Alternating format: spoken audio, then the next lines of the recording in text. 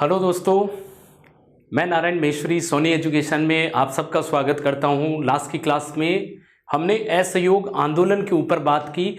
असहयोग आंदोलन की पृष्ठभूमि को मैंने समझाया कि कैसे सितंबर 1920 में, जी हाँ मेरे दोस्तों, सितंबर 1920 में कलकत्ता का विशेष अधिवेशन जिसकी अध्यक्षता लाला लाजपत राय करते हैं और लाला लाजपत राय करते हैं, तो वहाँ असहयोग आंदोलन के ऊपर प्रस्ताव पारित किया गया और उसी साल कांग्रेस का वार्षिक अधिवेशन होता है 1920 में, दिसंबर 1920 में, जिसकी अध्यक्षता करते हैं विजय राघवाचार्य। ठीक है, तो विजय राघवाचार्य जो है इसकी अध्यक्षता करते हैं और जो असहयोग आंदोलन के ऊपर जो प्रस्ताव पारित किया गया उसकी पुष्टि कर दी जाती है। जी हाँ मेरे दोस्तों, क्या कर दी जाती है? पुष्टि कर दी जाती है। ये हमने यहां तक बात को पढ़ा था और यहां तक हमारी जो है बातचीत जो है हो रखी है।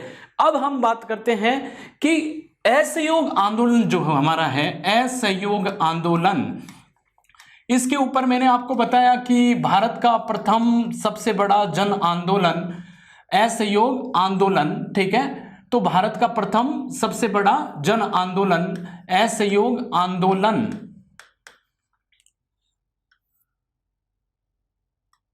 ये जो असहयोग आंदोलन है, ये आंदोलन जो है हमने बात की 1920 की। जब हम 1920 के बारे में बात कर रहे हैं तो हमने बहुत सारी बातें जो है पहले हमने कर ली है इसके बारे में कि ये जो असहयोग आंदोलन है ये जो है गांधी के नेतृत्व में जो है ये असहयोग आंदोलन की शुरुआत होती है। अब देखिए गांधी का क्या टारगेट था, तो गांधी का टारगेट अगर आपसे पूछ लिया जाए, ये आपके किसी भी एग्जाम में हो, किसी भी इंटरव्यू में हो, कोई तरह का आप इंटरव्यू फेस कर रहे हो, तो मेरी ये कोशिश पूरी रहती है कि आपका सवाल कहीं से गलत नहीं हो। ठीक है, तो असहयोग आंदोलन का जो है गांधी ने जो है इसका प्रस्ताव भी गांधी ने लिखा था। ठीक है, इसकी पूरा जो है क्या डिटेल होगी वो पूरी जो है गांधी ने लिखी, तो इसका प्रस्ताव गांधी ने लिखा। तो इसमें जो है मुख्य जो बात थी वो थी 1 साल के भीतर या 1 वर्ष के भीतर स्वराज की स्थापना करना या स्वराज की जो है स्वराज को पाना। तो 1 साल के भीतर, इसका पहला क्या था गांधी के द्वारा कि 1 साल के भीतर, साल के अंदर स्वराज की प्राप्ति। ठीक है, स्वराज की प्राप्ति, स्वराज की प्राप्ति। ठीक है दोस्तों, स्वराज क्या होता है? अपना राज, ठीक है, खुद का राज, हमारी सरकार, हमारी जनता द्वारा चुनी हुई सरकार। ठीक है, विदेशियों का जो विदेशियों की सरकार नहीं, हमको अपनी सरकार चाहिए जो भारतीय जनता के द्वारा चुनी हुई हो। ऐसा जो लक्ष्य है वो गांधी ने 1 साल के भीतर रखा कि 1 साल के भीतर स्वराज की स्थापना हो, ये गांधी का लक्ष्य था। ठीक है, अब गांधी का जब ये लक्ष्य था तो गांधी ने ये भी कहा, फिर इसके आगे जाकर एक और बात होती है कि 1 साल के अंदर स्वराज की स्थापना होना ब्रिटिश सरकार के अंदर, और आवश्यकता पड़े तो ब्रिटिश सरकार के बाहर भी जो जाकर हम स्वराज की स्थापना करेंगे। अब इसका मतलब क्या है? ब्रिटिश सरकार के भीतर स्वराज की स्थापना करना और आवश्यकता पड़ने पर हम ब्रिटिश सरकार के बाहर जाकर भी स्वराज की स्थापना कर सकते हैं। देखो ब्रिटिश सरकार के अंदर यह है कि हम आपको जो है नाम मात्र का हेड मान लेंगे, नाम मात्र का प्रमुख मान लेंगे, और जो है हमारी जनता ही जो है वोट करे अपने सरकार को जो है निर्माण के लिए। जनता का जो है वोट होना चाहिए, जनता के द्वारा सरकार चुनी होनी चाहिए और वही जनता उस सरकार पर शासन करेगी। पर हम आपको क्या मान लेंगे? हम आपको एक राज प्रमुख के तौर पर मान सकते हैं। तो वो हो गया ब्रिटिश सरकार के भीतर स्वराज की स्थापना करना। ठीक है, यहाँ उत्तरदायित्व सरकार जो है आप द्वारा स्थापित हो, यानी कि ब्रिटेन सरकार द्वारा जो है उत्तरदायित्व सरकार जो है स्थापित भारत में, उसको बोल दिया गया ब्रिटिश सरकार के अंदर स्वराज की स्थापना करना। अब ये उन्होंने कहा कि अगर हमको आवश्यकता पड़ी तो हम आपको जो है नाम मात्र का भी हेड नहीं मानेंगे, हम अपनी ही स्वराज की स्थापना कहेंगे जिसमें प्रमुख भी हम होंगे। ठीक है, और हमारी जनता द्वारा ही सरकार जो है सरकार चुनी होगी, भारतीय जनता द्वारा सरकार चुनी होगी और हम अपने स्वराज के इस लक्ष्य को पाएंगे एक साल के अंदर अंदर। इसमें कुछ जो है रचनात्मक कार्य भी हुए। रचनात्मक कार्य क्या हुए? गांधी ने कुछ रचनात्मक कार्यों की भी सूची लिखी। तो रचनात्मक कार्यों की जो है सूची क्या थी कि ज्यादा से ज्यादा जो जितने भी एडल्ट लोग हैं, वयस्क लोग हैं, इन वयस्क लोगों को जो है कांग्रेस की मेंबरशिप, कांग्रेस की सदस्यता दिलाना, ये इसमें एक बात बोली गई। दूसरी बात कि भाषाई आधार पर, यानी कि प्रांतीय जो जितने भी प्रांत हैं उनकी प्रांत की भाषा के आधार पर जो है कांग्रेस समितियों का पुनर्गठन करना। तो कांग्रेस की जो समितियां थी उसको भाषाई आधार पर, प्रांतीय जो हमारी भाषा है उसके आधार पर, क्योंकि भारत में अनेक प्रांतों में अनेक भाषाएं बोली जाती है, उन भाषाई आधार पर जो है कांग्रेस की समितियों का पुनर्गठन। तीसरा कि ज्यादा से ज्यादा स्वदेशी जो है वस्तुओं का प्रयोग, जिसमें कताई और बुनाई का विशेषकर जो है कताई और बुनाई पर विशेषकर जो है जोर दिया गया। ठीक है। और जो है अस्पृश्यता को यानी कि बंद करना, जो छुआछूत की भावना है उसको बंद करना। तो ये कुछ जो है हिंदू मुस्लिम एकता पर भी जोर दिया गया। और जहां तक हो सके, संभव हो सके, हिंदी भाषा का प्रयोग। ये कुछ जो है हम कह सकते हैं इस असहयोग आंदोलन के दौरान जो है सूची बनती है। अब असहयोग आंदोलन के दौरान क्या होता है? कुछ जो है असहयोग आंदोलन के रचनात्मक कार्य होते हैं और कुछ होते हैं नकारात्मक कार्य। ठीक है। तो रचनात्मक कार्य क्या है? ठीक है, रचनात्मक कार्य ये है, मैं आपको लिख के बताता हूं। पहला अगर हम बात करेंगे इसमें पॉइंट में, फर्स्ट पॉइंट हम ये लिखेंगे कि भारतीय शिक्षण संस्थाओं का गठन और पंचायती अदालतों का गठन। तो शिक्षण संस्थाओं का, भारतीय शिक्षण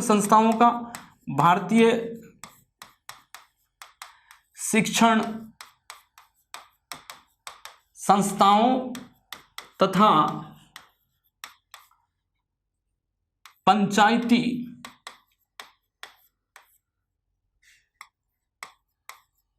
अदालतों का गठन। ठीक है।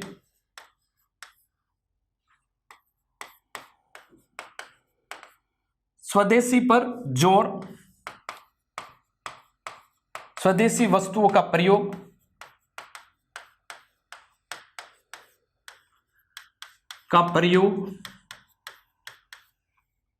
हिंदू मुस्लिम एकता,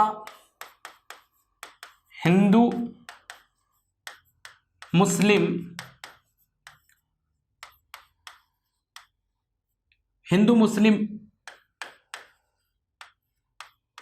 एकता, जी हां मेरे दोस्तों, और छुआछूत पर प्रतिबंध, छुआछूत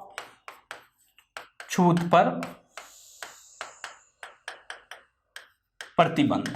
ये कुछ रचनात्मक कार्य किए गए। यानी कि भारतीय शिक्षण संस्थाओं, भारतीय संस्थाओं पर जोर कि जो भारत के लोगों द्वारा स्थापित हुए जो पंचायती अदालतें हैं उनका गठन किया जाए। ज्यादा से ज्यादा, हाँ मेरे दोस्तों, स्वदेशी वस्तुओं का प्रयोग किया जाए, विदेशी सामानों का बहिष्कार किया जाए, और हमारे जो है यहाँ पर निर्मित जो वस्तुएं हैं, भारतीय द्वारा निर्मित जो वस्तुएं हैं उनका प्रयोग किया जाए। इसका मतलब ये था कि यदि आप आर्थिक रूप से जो है, यानी आर्थिक रूप से आप जो है मजबूत होंगे, तभी आप स्वतंत्रता की लड़ाई को लड़ सकते हो। ये गांधी जी का विजन था, ये हम कह सकते हैं इस असहयोग आंदोलन का विजन था। और हिंदू मुस्लिम एकता होना बहुत जरूरी है। यदि हम संप्रदाय के नाम पर, धर्म के नाम पर या हम जातियों के नाम पर लड़ते रहेंगे तो ये हमको एक दूसरे के जो है विरोध में लाकर ऐसे ही हम पर शासन करते रहेंगे। तो इसके लिए जरूरी है, देश की आजादी के लिए और देश की इस अधीनता की जो जंजीर है उसको तोड़ने के लिए हमारी घर की एकता बहुत जरूरी है। उसमें चाहे कोई भी संप्रदाय के लोग रह रहे हो, कोई भी जातियों के लोग रह रहे हो, उनकी एकता होना बहुत जरूरी है। ये जो छुआछूत की भावना है, ठीक है, ये छुआछूत की भावना भी हमको बंद करनी पड़ेगी और हमको जो है इस पर प्रतिबंध लगाना पड़ेगा। हम सब ईश्वर की संतान है, हम सब एक हैं। हमारा ध्येय क्या है, हमारा लक्ष्य क्या है? हमारा लक्ष्य है विदेशी ताकत जो हम पर शासन कर रही है उससे छुटकारा पाना है, तथा अपने ही लोगों का हमको जो है सरकार बनानी है। जो हमारे लोगों द्वारा जो सरकार जो चुनी हुई है उसी को हमको जो है स्थापित करना है भारत में। हमारी जनता द्वारा जो सरकार बनी है वही ही हमारी जनता पर शासन करे, न कोई ना कि कोई विदेशी जो है शक्ति हम पर आकर जो है शासन करे। तो ये कुछ रचनात्मक कार्य थे। अब इसमें कुछ नकारात्मक कार्य भी थे, तो हम उन नकारात्मक कार्यों को भी देख लेते हैं। नकारात्मक कार्य क्या थे? नकारात्मक कार्य इन द सेंस कि कैसे, कि इसका पहला ये था कि विदेशी वस्तुओं का बहिष्कार। ठीक है, विदेशी वस्तुओं का बहिष्कार यानी बाइकॉट, बहिष्कार, इसका बहिष्कार किया जाए। विदेशी वस्तुओं का जितना हो सके उसका बहिष्कार किया जाए, विदेशी वस्तुओं का। दूसरा, सरकारी कॉलेज, स्कूल तथा अन्य शिक्षण संस्थाओं का, सरकारी कॉलेज, स्कूल, न्यायालय तथा अन्य शिक्षण संस्थाओं का बहिष्कार। ठीक है,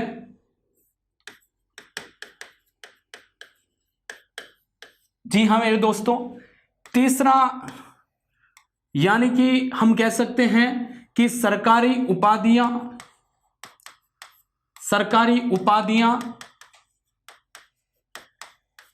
तथा प्रशस्ति पत्रों का बहिष्कार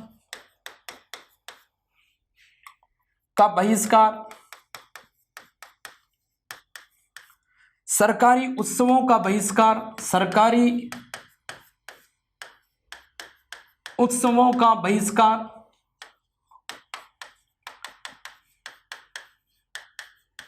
ये कुछ नकारात्मक कार्य थे कि यानी कि हमको जो है सरकारी कॉलेज और सरकारी स्कूलों का, सरकारी जो शिक्षण संस्थाएं हैं और सरकार द्वारा जो है संचालित कोई भी संस्था है उसका बहिष्कार हमको करना है, चाहे वो न्यायालय हो, चाहे शिक्षण संस्थान हो, चाहे कोई भी तरह की संस्था जो सरकार द्वारा संचालित है उसको। सरकार यानी कौन थी? ब्रिटिश सरकार। तो ब्रिटिश सरकार द्वारा संचालित कोई भी ऐसे प्रोग्राम हैं, उत्सव है, उनका भी बहिष्कार करना है। ब्रिटिश सरकार द्वारा दी गई हमको उपाधियां हैं, पत्र है, प्रशस्ति पत्र है, सर्टिफिकेट है, कोई भी दिया गया है उसका भी बहिष्कार करना है। और हमको जो है हम कह सकते हैं सरकारी वस्तुओं, विदेशी वस्तुओं का बहिष्कार करना है बड़े पैमाने पर। आपको मैं बताऊं कि इसमें जो है कलकत्ता जो कॉलेज है, ठीक है, national college, Calcutta national college के प्रिंसिपल कौन बनते हैं? सुभाष चंद्र बोस बनते हैं। शिक्षण संस्थाएं, इस समय नई नई शिक्षण संस्थाएं जो है भारत में स्थापित होती हैं, भारतीय लोगों द्वारा स्थापित होती है। और आपको मैं बताऊं कि लाला लाजपत राय के जो है दिशा निर्देश में या नेतृत्व में विदेशी वस्तुओं का बहिष्कार कहां होता है? पंजाब में होता है। बड़े लेवल पर विदेशी वस्तुओं का बहिष्कार पंजाब में होता है। ऐसे ही आप देखो कि बहुत सारे जो हमारे जो विद्वान वकील थे, जैसे CR दास है, मोतीलाल नेहरू है, ठीक है, और जो है हम कह सकते हैं जवाहरलाल नेहरू है, राजेंद्र प्रसाद है, सरदार वल्लभ भाई पटेल है, इन्होंने अपनी अच्छी खासी जो वकालत चल रही थी उनका जो है परित्याग कर दिया, हम कह सकते हैं बहिष्कार कर दिया, वकालत छोड़ दी उन्होंने, ठीक है, क्योंकि सरकारी जो है सेवों का बहिष्कार है, सरकारी न्यायालयों का बहिष्कार है। तो सरकारी न्यायालयों का बहिष्कार करने के लिए इन्होंने अपनी वकालत छोड़ दी। राजेंद्र प्रसाद जैसे वकील ने, सरदार वल्लभ भाई पटेल जैसे वकील ने, मोतीलाल नेहरू जैसे वकील ने जो है अपना जो है वकालत जो थी, जो अच्छी खासी चल रही थी, उसको भी इन्होंने क्या कर दिया? इसको भी उन्होंने बहिष्कार कर दिया।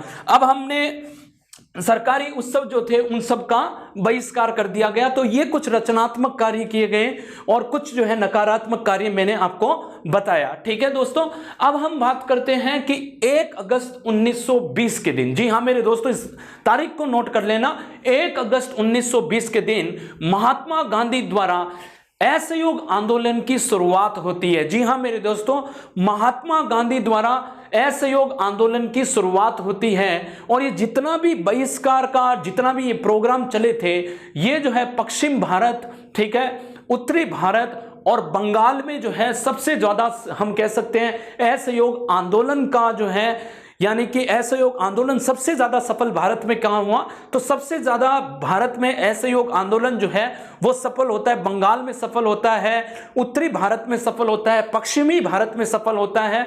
तो यहां पर अभूतपूर्व सफलता हमको देखने को मिलती है, ठीक है। और जो है बंगाल में जो है बड़े लेवल पर जो है विदेशी वस्तुओं का जो है बहिष्कार किया गया, विदेशी वस्तुओं की जो है माल की होली जलाई गई थी, ठीक है। और ऐसे ही पंजाब में जो है विदेशी वस्तुओं की माल की होली जलाई गई और विदेशी वस्तुओं का बहिष्कार हुआ, यानी कि हम कह सकते हैं सार्वजनिक रूप से इसका बहिष्कार किया गया। और इसका नेतृत्व कौन कर रहा था? लाला लाजपत राय कर रहे थे। ये मैंने आपको बताया। इस तरह से हमारे जो है भारत की जनता अब जो है एक हम कह सकते पूरी तरह से आंदोलन में कूद चुकी थी और कहीं ना कहीं हमको ये लगने लग गया था कि असहयोग आंदोलन से हमको जो है आजादी मिलने वाली है। तो 1 अगस्त 1920 के दिन 1 अगस्त 1920 के दिन 1 अगस्त 1920 के दिन, ठीक है, महात्मा गांधी द्वारा असहयोग आंदोलन की शुरुआत। तो असहयोग आंदोलन की शुरुआत होती है। आंदोलन की शुरुआत कब होती है ये ध्यान रखना, एग्जाम में पूछते हैं। 1 अगस्त 1920 और किसके द्वारा? महात्मा गांधी द्वारा। तो महात्मा गांधी द्वारा असहयोग आंदोलन की शुरुआत होती है 1 अगस्त 1920 के दिन। जी हां दोस्तों, महात्मा गांधी का इस असहयोग आंदोलन का सबसे बड़ा जो हथियार था, आंदोलन को अहिंसात्मक रखना। आंदोलन में किसी भी तरह की हिंसा गांधी को नहीं चाहिए थी कि यदि आपको लड़ना है लंबे समय तक तो आपको अहिंसा जो है आंदोलन में रखने पड़ेगी। हिंसक होने से आंदोलन को कुचला जा सकता है हिंसा के माध्यम से, पर अगर आप बहुत लंबे समय तक यानी कि आप अहिंसावादी नीतियों को अपनाते हो तो आप पर जो है किसी भी तरह का बल का प्रयोग नहीं किया जाएगा और सरकार आपकी नीतियों के सामने झुकेगी। ये गांधी का बड़ा वेपन था, बड़ा हथियार था इस आंदोलन में कि आंदोलन को जहां तक हो, यानी कि गांधी ने तो ये कहा गांधी आंदोलन को 100% जो है हमको अहिंसात्मक रखना है, हिंसा का जगह जो है आंदोलन में नहीं होनी चाहिए। ये गांधी का मेन जो है हम कह सकते हैं मूल मंत्र इस आंदोलन का था। अब ये होता है कि इस आंदोलन के द्वारा जो है यानी कि इस आंदोलन ये जो आंदोलन चल रही थी, फिर भी ब्रिटिश सरकार जो है दमनकारी नीति से इस आंदोलन को दबाना चाहती थी क्योंकि ये आंदोलन दिन प्रतिदिन अपनी सफलता की तरफ बढ़ रहा था। ब्रिटिश सरकार के जो है हम कह सकते हैं रातों की नींद उड़ चुकी थी। अब वो टेंशन में आ गए थे। ब्रिटिश सरकार में एक भय का माहौल बन गया था, कैसे इस आंदोलन को रोका जाए। और ऐसा नहीं है कि छुटपुट हिंसा जो है इतना बड़ा आंदोलन करोगे तो कहीं कहीं छुटपुट हिंसा भी हमको देखने को मिलती है। तो यहाँ कहने का मतलब है कि ब्रिटिश सरकार इस आंदोलन को दबाने के लिए दमनकारी नीति या हम कह सकते कुचलने के लिए दमनकारी नीति का प्रयोग करते हैं, बल का प्रयोग करते हैं, ठीक है। तो 17 नवंबर, जी हाँ मेरे दोस्तों, 17 नवंबर 1920 के दिन प्रिंस ऑफ वेल्स की भारत में यात्रा होती है ताकि जो है भारतीयों के साथ मिलकर कोई किसी भी जो है किसी मध्यस्थता तक पहुंचा जाए। तो प्रिंस ऑफ वेल्स का भारत में आगमन होता है। जब प्रिंस ऑफ वेल्स का भारत में आगमन होता है तो ये बंबई पहुंचते हैं, इंग्लैंड से बंबई पहुंचते हैं। तो बंबई पहुंचते हैं तो बंबई में जो है प्रिंस ऑफ वेल्स को जो है यानी कि पूरा बंबई जो है प्रिंस ऑफ वेल्स के आगमन पर हड़ताल पे चला जाता है। बंबई की सड़कें वीरान हो गई थी। बंबई की सड़कें जो है अब सुनसान पड़ी हुई थी। प्रिंस ऑफ वेल्स को काले झंडे दिखाए गए बंबई में, ठीक है। जब वो बंबई में उतरा और पूरी की पूरी बंबई जो शहर है हमारा, वो मुंबई शहर जो है हड़ताल पर चला जाता है प्रिंस ऑफ वेल्स के आगमन पर। तो 17 नवंबर 1920 में कौन आता है भारत में? प्रिंस ऑफ वेल्स आता है। कौन आता है? प्रिंस ऑफ वेल्स भारत में आता है, ठीक है। और इसके वेल्स में कहां पर आता है? मुंबई में जो है ये उतरता है, मुंबई में। तो मुंबई में ये उतरता है तो ये इसकी भारत में यात्रा होती है और हड़ताल का आयोजन इस दिन पूरे मुंबई में किया जाता है। तो दोस्तों आपसे ये सवाल पूछा जाता है कि असहयोग आंदोलन के दौरान भारत में किसकी यात्रा होती है? तो असहयोग आंदोलन के दौरान भारत में प्रिंस ऑफ वेल्स की यात्रा होती है, प्रिंस ऑफ वेल्स का आगमन होता है, ये आपको ध्यान रखना है। ठीक है, तो ये जो है एक सवाल है, बहुत स्टैंडर्ड सवाल है, बहुत ही एग्जाम में, अलग अलग एग्जाम में इसको पूछा जाता है। तो बहुत सारे एग्जाम में मैंने देखा है इसको पर्सनली, इस सवाल को। तो प्रिंस ऑफ वेल्स का भारत में आगमन होता है। जी हाँ दोस्तों, एक और चीज मैं आपको यहां बताना चाहता हूं कि मैंने आपको बताया कि गांधी ने केसरे हिंद की उपाधि जो है किस आंदोलन के ठीक पहले दी थी? तो असहयोग आंदोलन के ठीक पहले गांधी ने क्या किया था? केसरे हिंद की उपाधि को लौटा दिया था। तो केसरे हिंद की उपाधि को गांधी क्या करते हैं? लौटा देते हैं। केसरे ए हिंद की उपाधि, केसरे ए हिंद की उपाधि, ठीक है, उपाधि को लौटाया। ठीक है, उपाधि को लौटाया। ठीक है, क्योंकि इसका आपने देखा था कि गांधी ने ही जो है रचनात्मक कार्य में क्या लिखा था? कांग्रेस का पूरा एजेंडा क्या था? कांग्रेस का एजेंडा ये था कि जो सरकारी उपाधियां, प्रशस्ति पत्र दी गई है उसको लौटाया जाए। तो गांधी ने श्री गणेश कर दिया। आंदोलन के ठीक पहले गांधी ने क्या किया? केसरे हिंद की उपाधि दी गई। केसरे हिंद की उपाधि गांधी को प्रथम विश्व युद्ध में जो है ब्रिटेन का सहयोग करने के कारण जो है केसरे हिंद की उपाधि दी गई, और इसने गांधी जी ने जो है जेब से निकाल के कहा, ये लो आपकी केसरे हिंद की उपाधि, मुझे नहीं चाहिए केसरे हिंद की उपाधि। ठीक है दोस्तों, अब हम बात करते हैं कि एक और सवाल यहां पर हमारा बनता है जो बड़ा जो है अच्छा सवाल है कि असहयोग आंदोलन के ठीक पहले कांग्रेस के किस बड़े नेता की मृत्यु हो जाती है? कांग्रेस के लिए हम कह सकते हैं, भारत के लिए एक बहुत बड़ा जो है झटका था। बाल गंगाधर तिलक की 1 अगस्त 1920 के दिन मृत्यु हो जाती है, सुबह अर्ली हार्स में, यानी हम कह सकते हैं कि सुबह के जल्दी समय में जो है इनकी मृत्यु हो जाती है। तो असहयोग आंदोलन के ठीक पहले किसकी मृत्यु होती है? बाल गंगाधर तिलक की मृत्यु होती है। तो बाल गंगाधर तिलक की मृत्यु, बाल गंगाधर तिलक, ठीक है, तो बाल गंगाधर तिलक की मृत्यु जो होती है, तिलक की मृत्यु, ठीक है, असहयोग आंदोलन के ठीक पहले, असहयोग आंदोलन के ठीक पहले। ठीक है दोस्तों, तो असहयोग आंदोलन के ठीक पहले बाल गंगाधर तिलक की मृत्यु हो जाती है। तो ये आपका सवाल मैंने बहुत सारे एग्जाम में देखा, बड़ा स्टैंडर्ड सवाल है, बड़ा अच्छा सवाल है कि कांग्रेस के किस नेता की मृत्यु हो जाती है। तो आपके आंसर होगा बाल गंगाधर तिलक, जिन्होंने गीता रहस्य नामक एक पुस्तक लिखी थी। बहुत इंपॉर्टेंट, ये भी सवाल पूछा जाता है। तो इनका पुस्तक का नाम क्या है? गीता रहस्य। ठीक है, तो इन्होंने मांडले जेल में, जब इनको जेल हुई तो मांडले में जो है इन्होंने मांडले जेल में गीता रहस्य नामक पुस्तक का, बहुत अच्छी किताब है ये, बहुत अच्छी किताब है, कभी समय मिले तो आप जरूर पढ़ना। तो गीता रहस्य नामक किताब जो है इन्होंने लिखी, और इनकी जो है मृत्यु हो जाती है कब? हम कह सकते हैं कि 1 अगस्त 1920 के अर्ली हार्स में, यानी कि सुबह, जल्दी सुबह जो है इनकी मृत्यु हो जाती है। ये कांग्रेस के लिए बड़ा झटका था। ठीक है, एक बहुत बड़ा झटका कांग्रेस और भारत के लिए, हमारे सब के लिए एक बड़ा झटका था बाल गंगाधर तिलक की मृत्यु का। ठीक है, अब हम बात करते हैं कि ये आंदोलन ठीक ठाक चल रहा था दोस्तों, सब बढ़िया चल रहा था। एक घटना होती है और इस आंदोलन की रूपरेखा बदल देते हैं, वो है चोरी चोरा कांड। हम सब जानते हैं चोरी चोरा कांड। ठीक है, चोरी चोरा कांड जो है वो 5 फरवरी, जी हाँ मेरे दोस्तों, डेट याद रखना है इसकी, जहां डेट बहुत इंपॉर्टेंट है वो मैं बताता चलूंगा, 5 फरवरी 1922। ठीक है, चोरी चोरा कांड की एक घटना, चोरी चोरा कांड होता है, और ये चोरी चोरा कांड हम सबको पता है। हमने जो है स्कूल से, इतिहास में आपको कुछ पता हो चाहे ना हो, चोरी चोरा कांड बिल्कुल पता होगा। और जो है लॉर्ड डलहौजी का नाम हमेशा लोग जानते हैं। ऐसे ही चोरी चोरा कांड, चाहे किसी ने इतिहास पढ़ा ही नहीं हो कभी भी जीवन में, ऐसा मेरा मानना है कि चोरी चोरा कांड सबको पता होता है 5 फरवरी 1922। अगर आपसे पूछ लें कि ये चोरी चोरा कांड वर्तमान में चोरी चोरा नामक स्थान पर ये घटना होती है, इसलिए इसका नाम क्या पड़ गया? चोरी चोरा कांड। ठीक है, तो वर्तमान में अगर आपसे पूछ लें कि चोरी चोरा नामक स्थान कहां है, तो वर्तमान में ये जो है उत्तर प्रदेश के गोरखपुर जिले में है, वर्तमान में उत्तर प्रदेश के गोरखपुर जिले, जहां से योगी आदित्यनाथ है। गोरखपुर जिला यूपी।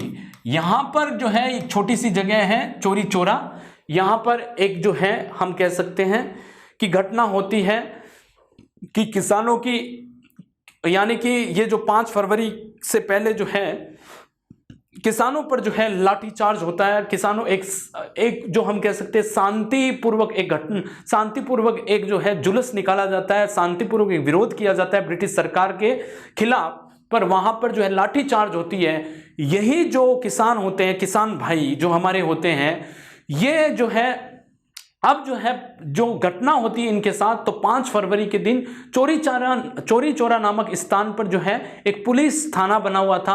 उस पुलिस थाने को जो है किसान भाइयों ने घेर लिया और घेर कर यहाँ पर जो है आग लगा दी, क्योंकि ये उग्र भीड़ थी।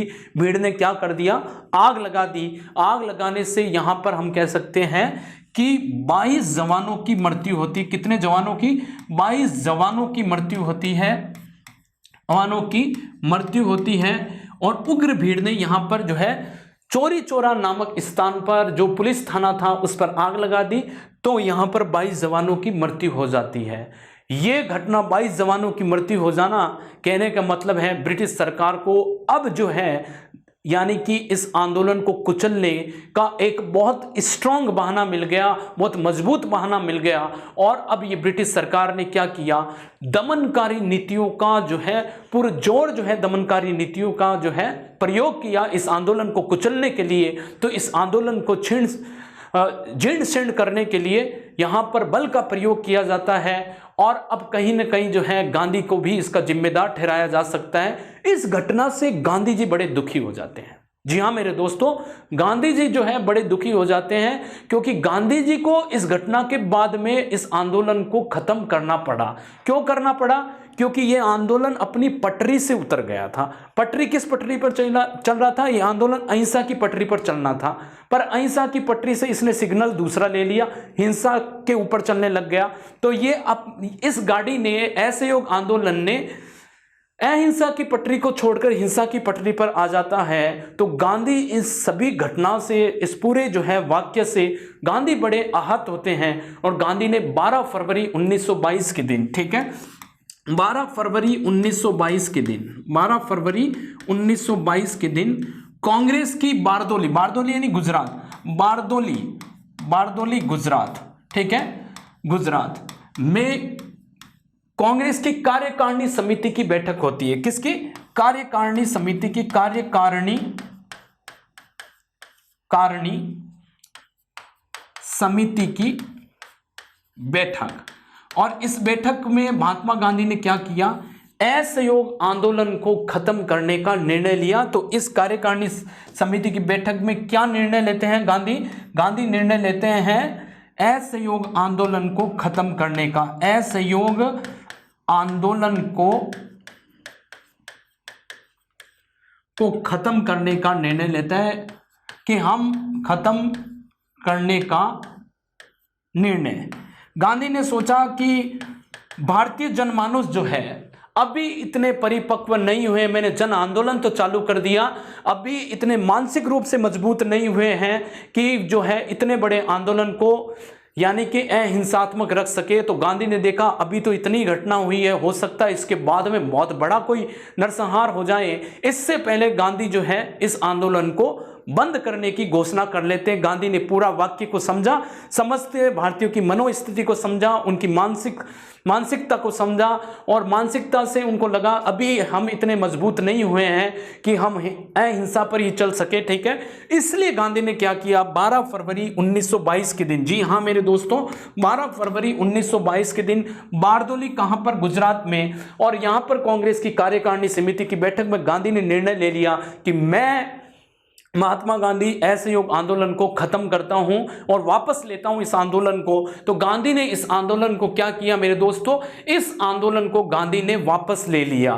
तो ये कहीं ना कहीं हम कह सकते हैं कि जैसे गांधी ने असहयोग आंदोलन को खत्म किया तो एक जो है कहने का मतलब निराशा की भावना छा जाती है। अब देखिए ब्रिटिश सरकार ने जो है क्या किया, 10 मार्च 1922 के दिन, 10th of March 1922, 10 मार्च 1922 के दिन गांधी को गिरफ्तार कर लिया गया। क्योंकि भाई साहब आप ही आंदोलन के नेतृत्व करता हो, आपने ही आंदोलन की शुरुआत की, तो जिम्मेदारी लो। अब जिम्मेदारी लो कि 22 आदमी जो है आपके इस आंदोलन में, इस आंदोलन के कारण 22 जवानों की मृत्यु हो चुकी है, तो आप इसके जिम्मेदार हो। तो 10 मार्च 1922 को गांधी को गिरफ्तार किया गया। 18 मार्च 1922 को अहमदाबाद के सेक्शन जज ने, ठीक है, जिसका नाम था ब्रूमफील्ड, ठीक है, इस ब्रूमफील्ड ने गांधी को 6 साल की सजा सुना दी। तो 18 मार्च 1922 के दिन, 18 मार्च 1922 के दिन, ठीक है, 1922 के दिन, ठीक है दोस्तों, अहमदाबाद के सेक्शन जज, अहमदाबाद के, मैं थोड़ा सा नीचे लिखता हूं ताकि आप कंफ्यूज नहीं हो, ठीक है, 18 मार्च 1922 के दिन अहमदाबाद, अहमदाबाद यानी गुजरात, अहमदाबाद के सेक्शन जज, ठीक है, सेक्शन जज, जिसका नाम क्या था, ब्रूमफील्ड, ठीक है, ब्रूमफील्ड ने गांधी को 6 साल की सजा सुना दी। गांधी को 6 साल की सजा सुना दी, साल की सजा सुनाई, ठीक है दोस्तों। मैं आपको बताऊं एक फैक्ट आपको कि जैसे ही गांधी को 6 साल की सजा सुनाई गई, ठीक है, तो इसी घटना से आपको मैं बताता हूं कि 2 साल बाद, ठीक तुरंत, यानी चोरी चोरा कांड की इस पूरी घटना के 2 साल बाद में 5 फरवरी, यानी कि 5 फरवरी 1924 को गांधी को रिहा कर दिया गया।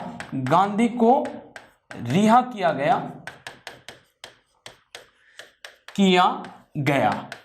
क्यों किया गया? गांधी का स्वास्थ्य खराब रहने लग गया, तो स्वास्थ्य संबंधी कारणों के कारण, ठीक है, गांधी की जो स्थिति थी वो जेल में बिगड़ने लग गई थी, स्वास्थ्य खराब रहने लग गया था गांधी जी का। तो इसी के कारण जो है ब्रिटिश सरकार ने इनको सजा से पहले, यानी इस घटना से तुरंत 2 साल बाद में रिहा कर दिया गया। तो मैंने आपको बताया, अब तक हमने जो पढ़ा, एक बार हम देख लेते हैं कि असहयोग आंदोलन के दौरान क्या, असहयोग आंदोलन के दौरान जो है गांधी ने 1 साल के अंदर स्वराज की प्राप्ति का लक्ष्य रखा। तो ये तो क्या हो गया, अगर मैं इसको लिखूं तो ये हो गया लक्ष्य। लक्ष्य हमारा, ऑब्जेक्टिव गांधी का क्या था, 1 साल के भीतर स्वराज की स्थापना करना था। ठीक है दोस्तों, अब जब हमने बात की कि इसी दौरान जो है कि गांधी जी ने ये कहा कि हम जो है ब्रिटिश सरकार के भीतर स्वराज की मांग कर रहे हैं, और अभी तो हम यही कर रहे हैं, आवश्यकता पड़ने पर हम जो है ब्रिटिश सरकार के बाहर जो है स्वराज की स्थापना, स्वराज की मांग करेंगे। तो ये जो है बेसिकली ये लक्ष्य में 2 तरह के जो है बातें बोली गई थी, एक ब्रिटिश सरकार के अंदर स्वराज की स्थापना करना, और एक जो है ब्रिटिश सरकार के बाहर स्वराज की स्थापना करना, जो मैं आपको एक्सप्लेन कर चुका हूं। अब इसी जो है असहयोग आंदोलन के कुछ कार्य थे, तो कुछ हम कहेंगे कि रचनात्मक कार्य क्या थे इसके, कि भारतीय शिक्षण संस्थाओं तथा पंचायती अदालतों का गठन करना था। ठीक है, दूसरा ये था स्वदेशी वस्तुओं का प्रयोग था, तीसरा ये था हिंदू मुस्लिम एकता थी, चौथी ये थी कि छुआछूत पर प्रतिबंध था। ठीक है, छुआछूत पर प्रतिबंध लगाओ, ये मैंने आपको बताया कि हमारे द्वारा ही शिक्षण संस्था का गठन किया जाए, भारतीय लोगों के द्वारा शिक्षण संस्थाओं का गठन किया जाए।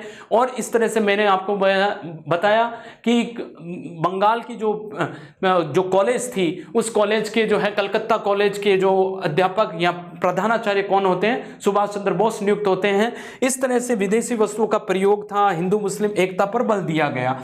अब हमने बात की कि यहाँ पर गांधी जी ने जो है अब कुछ इसके जो है असहयोग आंदोलन कुछ नकारात्मक कार्य भी थे, कि विदेशी वस्तुओं का क्या था, बहिष्कार करना था, सरकारी कॉलेज, स्कूल, न्यायालय तथा अन्य शिक्षण संस्थाओं का बहिष्कार था इसमें शामिल, कि हमको सरकार द्वारा जो है प्रदत्त जितनी भी योजनाएं हैं, सरकार द्वारा संचालित जो भी योजना है, जो भी शिक्षण संस्थान है या कोई अन्य संस्थान है, उन सब का बहिष्कार करना है, नहीं भाग लेना है, बाइकआउट करना है, बहिष्कार करना है। तो बड़े लेवल पर जो है सरकारी जो है शिक्षण संस्थाओं का बहिष्कार किया गया, सरकारी अदालतों का बहिष्कार किया गया। तो मैंने आपको बताया मोतीलाल नेहरू, जवाहरलाल नेहरू, राजेंद्र प्रसाद, वल्लभ भाई पटेल, इन लोगों ने भी जो है बहिष्कार किया। ठीक है, अपनी वकालत छोड़ दी इन लोगों ने।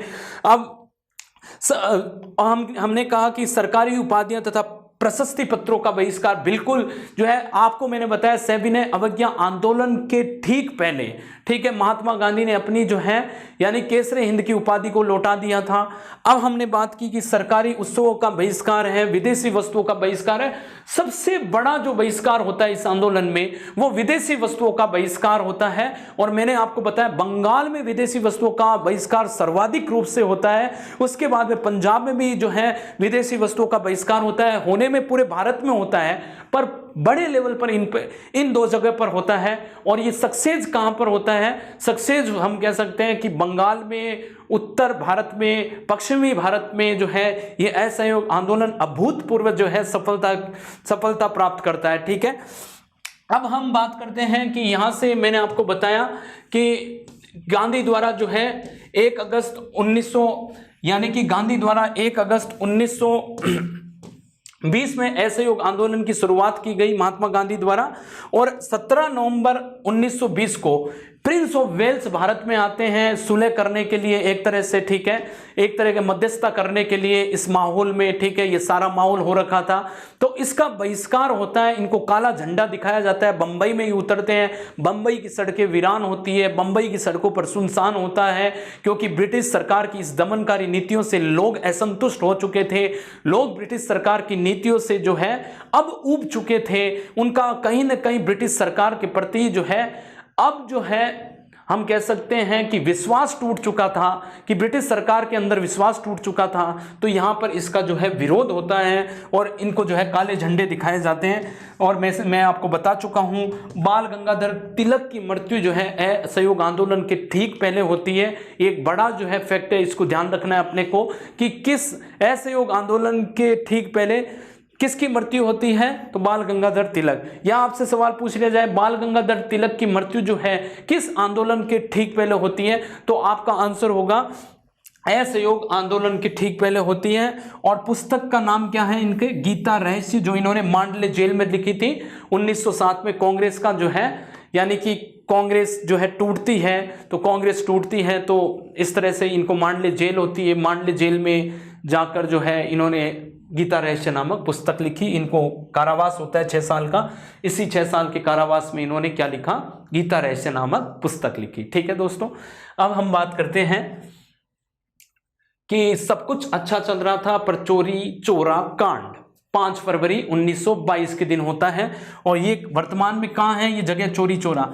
तो चोरी चोरा वर्तमान में जगह है गोरखपुर जिला, हमारा उत्तर प्रदेश, जिसके सीएम कौन है? योगी आदित्यनाथ। यहीं से योगी आदित्यनाथ आते हैं। इनकी यानी हम कह सकते हैं कि कॉन्स्टिट्यूंसी है इनकी, ठीक है, विधानसभा क्षेत्र यही गोरखपुर, ठीक है, यहीं से ये आते हैं। तो यहाँ पर जो है 5 फरवरी 1922 के दिन क्या घटना होती है कि उग्र भीड़ ने, ये किसानों की भीड़ होती है, यहाँ पर जो है पुलिस थाने को घेर लेती है, क्योंकि पुलिस ने जो है इन पर लाठीचार्ज किया था। लाठीचार्ज किया तो इन्होंने क्या किया? 5 फरवरी के दिन इस चौकी को पुलिस स्टेशन को घेर लिया जाता है और घेर कर जो है यहाँ पर आग लगा दी जाती है। तो आग लगाने से क्या हुआ? 22 जवानों की मृत्यु हो जाती है। तो ये आंदोलन अपनी पटरी से बिल्कुल उतर गया था। ऐसे छुटपुट घटनाएं और भी भारत में होती है, पर यह बड़ी घटना हो गई जिसमें एक साथ 22 लोगों की मृत्यु हो जाती है। 22 लोगों की मृत्यु हो जाती है तो ये घटना क्या होती है? अपने जो है मूल मंत्र से हट जाती है और हिंसात्मक आंदोलन का जो रूप होता है अब कहीं ना कहीं हिंसात्मक हो जाता है। तो गांधी ने पूरा सोच विचार विमर्श करके 12 फरवरी के दिन बारदोली में जो है गुजरात में जो है कांग्रेस की कार्यकारिणी समिति की बैठक होती है। उसमें गांधी निर्णय क्या लेते हैं? असहयोग आंदोलन को खत्म करने का निर्णय या डिसीजन गांधी लेते हैं। ये डिसीजन जब गांधी लेते हैं तो गांधी जो है 18 मार्च 1922 के दिन अहमदाबाद के सेक्शन जज जो है जिनका नाम था ब्रूमफील्ड, इनको गांधी ने क्या किया? 6 साल की सजा सुनाई। गांधी जब 6 साल की सजा सुनाई जाती है गांधी को, तो जी हाँ मेरे दोस्तों, हमने बात की कि इसी घटना के 2 साल बाद में, ठीक इस घटना जो 5 फरवरी 1922 के दिन होती है, तो गांधी को रिहा कब किया जाता है?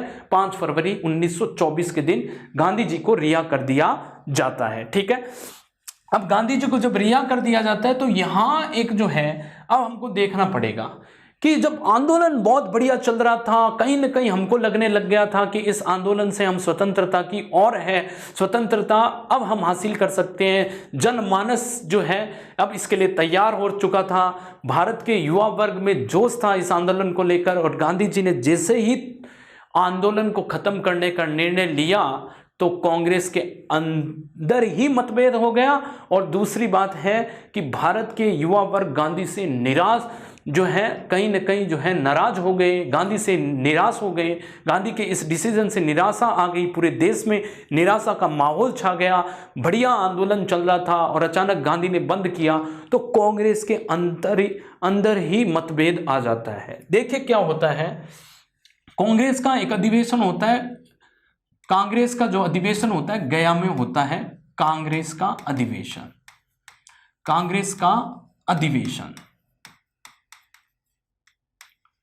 अधिवेशन जो होता है वो कहाँ होता है, 1922 का, ठीक है, 1922 का कांग्रेस का अधिवेशन होता है। अब देखिए दोस्तों, मेरे दोस्तों, कि यहाँ पर आपको देखना पड़ेगा, क्योंकि जब हम बहुत ही जो है किसी जो है चीज़ के लिए हम कोई आंदोलन कर रहे हैं, किसी बात के लिए हम धरने पर बैठे हैं और अचानक धरने का जो नेता जो होता है और वो ही उठकर कहते हैं कि धरना खत्म, ठीक है, अब धरना नहीं करेंगे, और आपको लगने वाला है कल जो है हमारी मांगे पूरी होने वाली है। और इस स्थिति में अगर ऐसी कोई स्थिति बन जाए तो स्वाभाविक रूप से जो है यानी कि लोगों के अंदर निराशा आना स्वाभाविक था, ठीक है।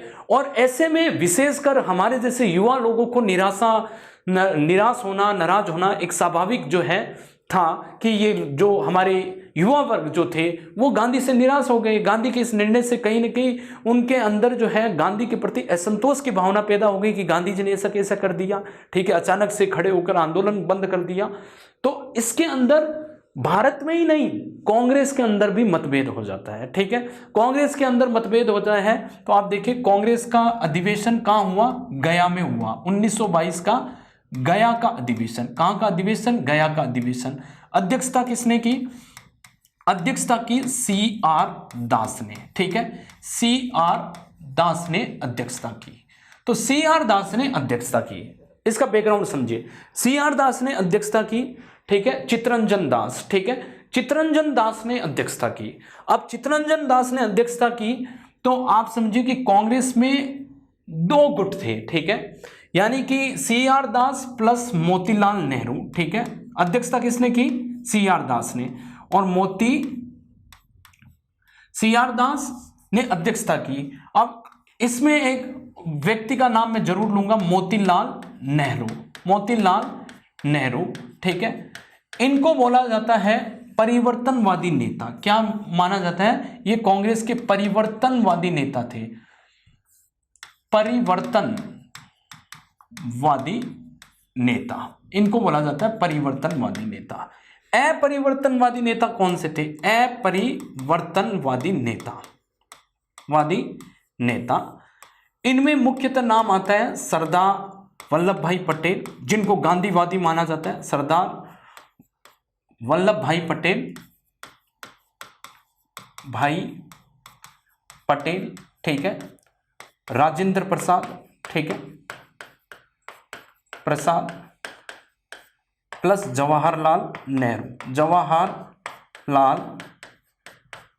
नेहरू, इनको बोला जाता है गांधीवादी, इन नेताओं को, ठीक है। ये परिवर्तन नहीं चाहते हैं, ये कांग्रेस के अंदर कोई परिवर्तन नहीं चाहते हैं, गांधी की फिलॉसफी को मानने वाले, इनको गांधीवादी भी बोला जाता है। क्या बोला जाता है, इनको बोला जाता है गांधीवादी, ठीक है, गांधीवादी नेता भी बोला जाता है। इनको अपरिवर्तनवादी नेता बोला जाता है, इनको परिवर्तनवादी नेता। अब देखिए मैं आपको बताऊं, 1919 का जो मॉन्टेग्यू चेम्सफोर्ड अधिनियम आता है वो प्रांतों में क्या कराना चाहता है, केंद्रीय और प्रांतीय मंडलों में जो है, केंद्रीय मंडल में प्रांतीय मंडलों में चुनाव करवाता है। 1920 में चुनाव होते हैं, कांग्रेस उसका बहिष्कार करती है, कांग्रेस ने भाग नहीं लिया, ठीक है। अब ये क्या कहते हैं, CR दास और मोतीलाल नेहरू कहते हैं कि CR दास इसकी अध्यक्षता कर रहे थे गया अधिवेशन में, इन्होंने एक जो है यानी कि प्रस्ताव रखा कि हम जो है यानी कि अब आने वाले इलेक्शन में जो इलेक्शन होंगे, जो आगे चुनाव होंगे, चुनाव में भाग लेंगे, चुनाव में भाग लेकर सरकार के अंदर जो है जनता की जो है मांग है उनको सरकार तक पहुंचाएंगे, तो हम जो है आने वाले चुनाव में भाग लेंगे। तो इन्होंने जो है क्या बोला कि हम सत्ता के अंदर जाएंगे, सत्ता के अंदर जो है भाग लेंगे या चुनाव में भाग लेंगे, ठीक है, चुनाव में भाग लेकर और सत्ता के अंदर जाएंगे और अपनी मांगे रखेंगे। तो इन्होंने चुनाव में भाग लेने की बात की, चुनाव में भाग लेने की बात की और प्रस्ताव रखा। इसको अस्वीकार कर दिया गया। क्या कर दिया गया? इस प्रस्ताव को अस्वीकार कर दिया गया इन अपरिवर्तनवादी नेताओं ने कि नहीं नहीं, बिल्कुल नहीं, ऐसा नहीं होगा। तो इन्होंने जो है इनके इस प्रस्ताव को और इसको जो है यानी कि इसको सपोर्ट किसने किया? मोतीलाल नेहरू ने भी किया इस बात के लिए कि हाँ बिल्कुल हम जाना चाहते हैं। तो मोतीलाल नेहरू ने भी इसको सपोर्ट किया। पर अब हुआ क्या कि गया के इस अधिवेशन के इस प्रस्ताव पर जो है, इस प्रस्ताव पर क्या कर दिया गया? क्रॉस लगा दिया गया कि आगे वाले चुनाव में हम जो है भाग नहीं लेंगे। और इनका मानना था कि हम सरकार के अंदर जाकर सरकार का जो है सरकार में भाग लेकर चुनाव जीतकर जनता की जो मांगे हैं वो जो है सरकार तक पहुंचाएंगे और सरकार के अंदर रहकर सरकार के अंदर रहकर गतिरोध जो है स्थापित करेंगे। तो ये इनका मानना था। पर ये जो अपरिवर्तनवादी नेता थे कि नहीं नहीं नहीं, हम ऐसा नहीं सोचते हैं। तो इससे जो है इस बात से मतभेद होकर 1923 में 1923 में कांग्रेस स्वराज पार्टी का गठन होता है, जिसको सामान्यतः स्वराज पार्टी कहा जाता है। स्वराज पार्टी का गठन होता है, ठीक है। स्वराज पार्टी 1923, ठीक है, इलाहाबाद में गठन होता है। कहाँ गठन होता है? तो संस्थापक इसके कौन थे? संस्थापक थे मोतीलाल नेहरू, ठीक है, मोतीलाल नेहरू तथा CR दास। मोतीलाल नेहरू तथा CR दास, इन्होंने एक नई पार्टी बना ली, मोतीलाल नेहरू तथा CR दास। और गठन कहाँ होता है? गठन होता है, इसका जगह होती है या स्थान होता है, स्थान इलाहाबाद, ठीक है। इलाहाबाद जो आज हमारा प्रयागराज है, इलाहाबाद में जो है इसका गठन होता है। अब देखिए दोस्तों कि 1923 में इनका गठन हो जाता है इलाहाबाद में। तो हम कहेंगे कि 1923 में कांग्रेस का जो है दिल्ली का अधिवेशन होता है, जो एक तरह का विशेष अधिवेशन होता है। इसी विशेष अधिवेशन में क्या किया? कांग्रेस ने कहा कि स्वराज पार्टी भी हमारा एक अंग है और जो चुनाव में भाग लेगी। तो 1923 में ये बात हो जाती है कि मौलाना आज़ाद जो है उसकी अध्यक्षता कर रहे होते हैं इसी विशेष अधिवेशन की। और इसमें ये बोला गया कि हमारी जो है ये पार्टी जो है क्या करेगी? ये पार्टी चुनाव में भाग लेगी, ये कांग्रेस का ही हिस्सा है और कांग्रेस के हिस्से के तौर पर ये भाग लेगी। तो इसको जो है मान्यता दे दी गई कांग्रेस का ही गठन के रूप में, कांग्रेस के गठन के रूप में इसको मान्यता दे दी जाती है।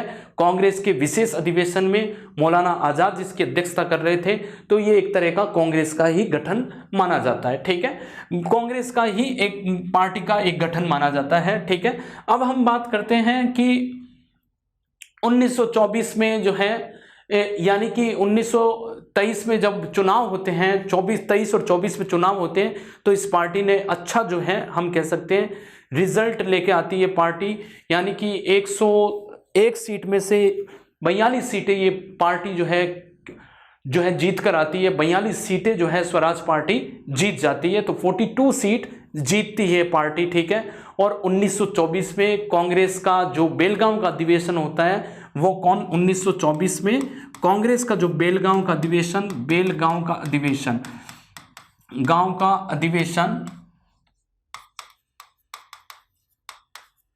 मैं फिर बता रहा हूं, महात्मा गांधी इसकी अध्यक्षता करते हैं। कौन करते हैं? महात्मा गांधी। तो महात्मा गांधी इसकी अध्यक्षता करते हैं। अध्यक्षता कौन करते हैं? महात्मा गांधी। और इन्होंने भी इस बात से पुष्टि कर दी कि ठीक है स्वराज पार्टी अपना काम कर रही है। अब ये जो है स्वराज पार्टी का अगर हम आंकलन करें तो इसका जो है इसकी उपलब्धि क्या है?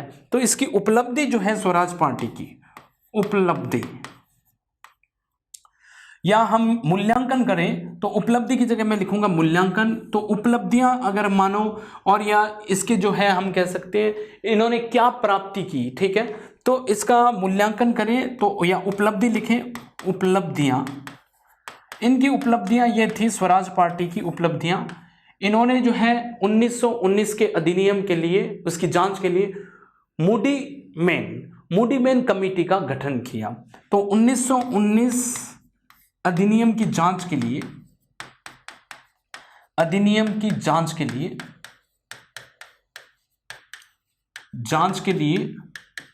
किस समिति का गठन किया? मूडी मैन समिति का गठन किया। ठीक है मेरे दोस्तों। दूसरा, इन्होंने कपास के ऊपर जो कर था, कपास के कर को कम करने की मांग की, कर को कम करने की मांग की, ठीक है। तो ये कुछ उपलब्धियां हैं। और कुछ जो है यूपी में जो यानी पुश्तैनी, जो हम कह सकते हैं पुश्तैनी जमीन पर जो है यानी कि जो कृषक थे, जो हमारे किसान भाई थे, उनको अधिकार दिलाए इन्होंने। तो ये इनकी कुछ उपलब्धियां थी। मूडी मैन समिति का भी ये गठन करवाते हैं कि भाई इसकी जांच की जाए, ठीक है, कि ये सही है कि गलत है, किस तरह से कपास के कर को कम करने की मांग की और कपास के कर को कम भी किया जाता है। फिर आप देखोगे कि इन्होंने श्रमिक जो संगठन थे उनको भी जो है सुरक्षा देने की बात की गई थी। तो ये कुछ बातें इन्होंने जो है यहाँ पर उठाई, ये इम्पॉर्टेंट बातें हमने बात की। अब इस पार्टी का जो है होता क्या है, इस पार्टी में 1925 में, जून 1925 में जो है CR दास की मृत्यु के बाद में ये पार्टी अपना अस्तित्व खो देती है। तो इस पार्टी ये अपना अस्तित्व कब खोती है? 1925 में, यानी CR दास की मृत्यु के बाद, CR दास की मृत्यु हो जाती है। तो इस मृत्यु के बाद में जो है ये पार्टी अपना जो है अस्तित्व खो देती है और इस पार्टी में सांप्रदायिकता आ जाती है। इस पार्टी में जो है अप्रचुरवादी, ठीक है, प्रचुरवादी नेता आ जाते हैं। अप्रचुरवादी नेता वो होते हैं जो सरकार के साथ मिलकर जो है काम करना चाहते हैं, इच्छुक होते हैं कि हम सरकार के अंदर ही रहें और उस सरकार के साथ काम करें। और प्रचुरवादी नेता जो होते हैं वो ये नहीं चाहते हैं। इस तरह से जो है ये यहाँ पर इनमें भी जो है विभाजन हो जाता है और CR दास की मृत्यु के बाद में यानी कि ये पार्टी अपना अस्तित्व खो देती है। तो कहने का मतलब है कि ये जो कांग्रेस स्वराज पार्टी, इसका गठन मैंने आपको बताया कि इसका गठन जो है 1923 में होता है। संस्थापक कौन होते हैं? मोतीलाल नेहरू तथा CR दास होते हैं। तो मोतीलाल नेहरू तथा CR दास इनके क्या होते हैं? संस्थापक होते हैं। स्थान कहाँ? इलाहाबाद में, ठीक है, ये ध्यान रखना। ये दो इंपॉर्टेंट चीजें जो आपसे पूछी जाती है, ठीक है। मैंने आपको बताया कि कैसे जो है बेलगांव का अधिवेशन में जो है महात्मा गांधी ने अध्यक्षता की 1924 की, ठीक है। ये मैं इसलिए बता रहा हूँ क्योंकि बार बार हम चीज़ों को, जब बीच में कभी कोई चीज़ आ जाए तो हमको पढ़ लेना चाहिए ताकि हमारे दिमाग में रहे, ठीक है। उपलब्धियां थी 1919 अधिनियम की जांच के लिए उन्होंने मूडी मैन समिति का गठन किया, ठीक है। मैंने आपको कहा कि यूपी में पुश्तैनी जो है, पुश्तैनी जो जमीन थी उस पर जो है कृषकों को अधिकार दिलाने में ये सफलता इनको मिलती है। ये कपास की दरों को कम करने में इनको सफलता मिलती है। फिर मैंने आपको बताया श्रमिक संगठनों की जो है सुरक्षा देने और श्रमिक संगठनों का सहयोग करने, उनके साथ सहयोग करने की बात भी ये कहते हैं। इससे पहले मैंने आपको बताया कि इसका परिदृश्य क्या है कि कांग्रेस का अधिवेशन होता है और 1922 में कहाँ होता है? गया में होता है, बिहार में। अध्यक्षता CR दास तथा मोतीलाल नेहरू। कहाँ है? बिहार में है, ठीक है।